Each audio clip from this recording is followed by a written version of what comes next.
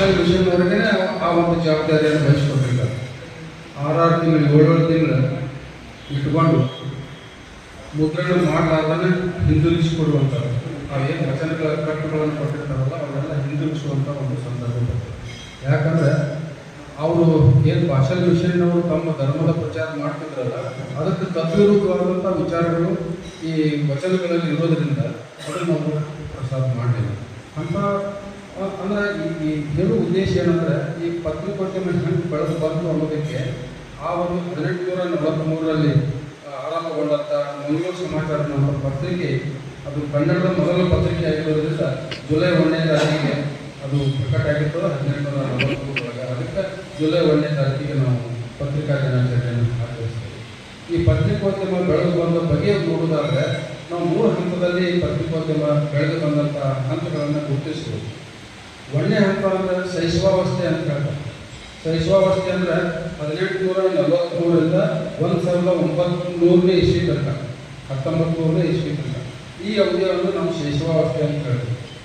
ಶೈಶವಾವಸ್ಥೆ ಅಂತ ಯಾಕೆ ಹೇಳ್ತೀವಿ ಅಂದರೆ ಆಗಿನ ಕಾಲದಾಗ ಒಂದು ಸಣ್ಣ ಮಾಹಿತಿಯನ್ನು ಮುದ್ರಣ ಮಾಡಬೇಕನ್ನೋದು ಬಹಳ ಕಷ್ಟ ಇತ್ತು. ಯಾಕೆ ಕಷ್ಟ ಇತ್ತು ಅಂದರೆ ಈಗಿನ ಕಂಪ್ಯೂಟರ್ ಇರಲಿಲ್ಲ, ಆಮೇಲೆ ಮುದ್ರಣದ ಯಂತ್ರಗಳಿರಲಿಲ್ಲ. ಏನೋ ಒಂದು ಮಾಹಿತಿಯನ್ನು ನಾವು ಮುದ್ರಿಸಬೇಕಂದ್ರೆ ಮಳೆಗಳನ್ನು ಜೋಡಿಸಬೇಕಾಗಿತ್ತು. ಮಳೆಗಳನ್ನು ಒಂದೊಂದು ಮಳೆಗಳನ್ನು ಜೋಡಿಸಬೇಕಾಗಿತ್ತು. ಮಳೆಗಳನ್ನು ಜೋಡಿಸಿ ಪ್ಲೇಟ್ ತಯಾರು ಮಾಡಿ ಆ ಮಾಹಿತಿಯನ್ನು ಮುದ್ರಿಸಬೇಕಾಗಿತ್ತು. ನಾವು ಈ ನಮ್ಮ ಪತ್ರಿಕೆಗಳಿಗೆ ಬರೋದಾದರೆ ಇವತ್ತು ನಡೆದಂಥ ಒಂದು ಕಾರ್ಯಕ್ರಮ ಅದು ಪತ್ರಿಕೆಯಲ್ಲಿ ಪ್ರಕಟ ಆಗಬೇಕಾದ್ರೆ ಕನಿಷ್ಠ 15 ದಿವಸಗಳು ಬೇಕಾಗಿತ್ತು. ಯಾಕಂದರೆ ಈ ಕಾರ್ಯಕ್ರಮದ ಒಂದು ಫೋಟೋ ಸಹಿತ ನಾವು ಅದರ ಚಿತ್ರವನ್ನು ಪ್ರಕಟಿಸಬೇಕು ಅಂದರೆ ಅದನ್ನು ಬ್ಲಾಕ್ ಮಾಡಬೇಕಾಗ್ತದೆ. ನಾವು ಫೋಟೋ ತೆಗೆದದ್ದನ್ನು ಬ್ಲಾಕ್ ಮಾಡಿ ಬ್ಲಾಕ್ ಸಹಿತ ಕೈಲೇ ಬರೆದಂಥ ಮಾಹಿತಿಯನ್ನು ಅಲ್ಲಿಗೆ ಕಳಿಸ್ಕೊಡ್ಬೇಕಾಗಿತ್ತು. ಅದು ಬ್ಲಾಕ್ ತೊಗೊಂಡು ಅವ್ರು ಪ್ರಿಂಟ್ ಮಾಡಿ ಮುದ್ರಿಸ್ಬೇಕಂದ್ರೆ ಕನಿಷ್ಠ 15 ದಿವಸ ಒಂದೊಂದರ 1 ತಿಂಗಳು ಬೇಕಾಗಿತ್ತು. ಅಂಥ ಒಂದು ಶೈಶವಾವಸ್ಥೆ ಕಠಿಣ ದಿವಸಗಳು. ಅದೊಂದು ರೀತಿ ನನಗನ್ನಿಸಿದ ಸಾಹಸದ ದಿವಸಗಳು. ಪತ್ರಿಕೋದ್ಯಮದ ಕಾಲಘಟ್ಟದಲ್ಲಿ ಅದು ಸಾಹಸದ ದಿವಸಗಳು. ಯಾಕಂದರೆ ಟ್ರಾನ್ಸ್ಪೋರ್ಟೇಷನ್ ಇರಲಿಲ್ಲ, ಏನೂ ಇರಲಿಲ್ಲ. ಮಳೆ ಅಚ್ಚುಗಳನ್ನು ಜೋಡಿಸಿ ಮುದ್ರಣ ಮಾಡಿ ಆ ಪತ್ರಿಕೆಗಳನ್ನು ಜನರಿಗೆ ತಲುಪಿಸುವುದು ಅಂದರೆ ಅದೊಂದು ದೊಡ್ಡ ಸಾಹಸದ ಕೆಲಸ ಆಗಿದೆ. ಅದು ಶೈಶವಾವಸ್ಥೆಗಳು.